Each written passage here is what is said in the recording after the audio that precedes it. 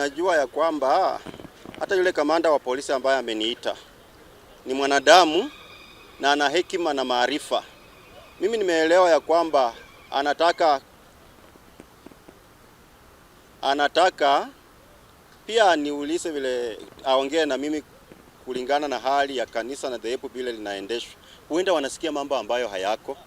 Maana hapa kwa TC nimekuwa, OCPT nimekuwa, kwa matamosi yes nimekuwa, lakini sinako jambo lolote.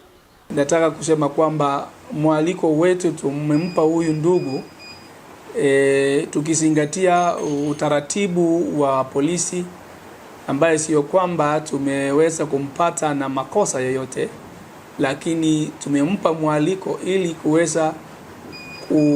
kuweza kupata kuwa na mahojiano, nafasi ya mahojiano yetu na ndugu huyu ambaye ni Mkenya mwenzetu, tuwe na mawasiliano na yeye tukijadiliana mambo haya yanahusu kanisa madini yake ya kule Tongareni. Hivi majuzi tumekuwa na baada ya yale yaliyotokea pale kule Shakahola. Sisi vitengo vya usalama tunachukua tahadhari kwa kuhakikisha kwamba dini zote ambaye zipo kwenye hii county, wananchi wa Kenya wameanza, ambao wanaishi humu wanataka kujua haya makanisa, kama yapo makanisa ambao inakaribiana na ile kanisa ambaye tabia na mienendo yao wa viongozi ambao husika katika madini haya, kama wana uhusiano yoyote na kanisa zile ambaye zina tabia potofu ambaye zinaweza kudhuru Mkenya. Mimi nimesikia ripoti huko na Itiri, karibu na soko, kuna mfuasi wako mmoja huko, mama ati akicha hapa haruti nyumbani.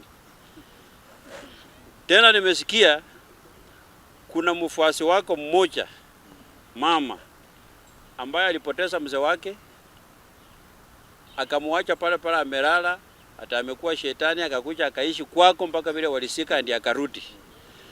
Tabia kama hiyo katika sheria ya nchi ya Kenya uchue haiko. Hakuna, hiyo ni uongo. Ni uongo. So unajua hata sasa tumekuwa watu wengi huwezi ingia kwa mambo mengi. Ni uongo wananiwekea. Si ndugu wewe unakujanga hapo unaona kila kitu. Kifagio imeanza kutaka kufagia, kwa hivyo sisi hatutaka kukuruka, lakini tunataka kusema kwamba iwapo una majina ambaye si majina yana majina ya watu, wewe unasema ni Jesus, wewe unasema ni Jehova Wanyonyi, wewe unasema wasujui nani, hiyo majina ni yako, lakini sisi tunaheshimu mambo ya Mungu. Ndio tunasababu tunasema nafasi imefunguliwa kwa yoyote ambaye ametajwa na wananchi mahali, kwa sababu hii sisi tunaambiwa na wananchi kuna hii hapa. Mimi nahubiri tu Injili. Nilisema huyu farasi hana neno lingine, ni neno tu la Mungu. Na hiyo hapo nitakamatwa, itakuwa wamenionea. Maana sheria hukamata wale walio na makosa. Na kama una kosa ndugu yangu, utakamatwa namna gani? Mwaliko sio mwaliko. Nimesikia tu kwa umbali kwamba anasema azishikwe.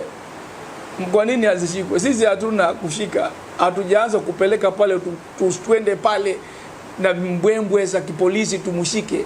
Mbona hatujamshika? Mbona tumempa nafasi ya siku karibu 5-6? Mambwembwe za polisi ile za kushika, wakati mwingine hiyo ilipitwa na wakati kwa watu ambao tunajua hata akitoroka sisi tutampata tu. Mikono ya serikali yako kila mahali. Kwa hivyo utatoroka wapi? Sisi siku hizi tukiona kwamba ustaarabu, tunakupa staarabu, tunakupa mwaliko. Ikiwa wewe hautataka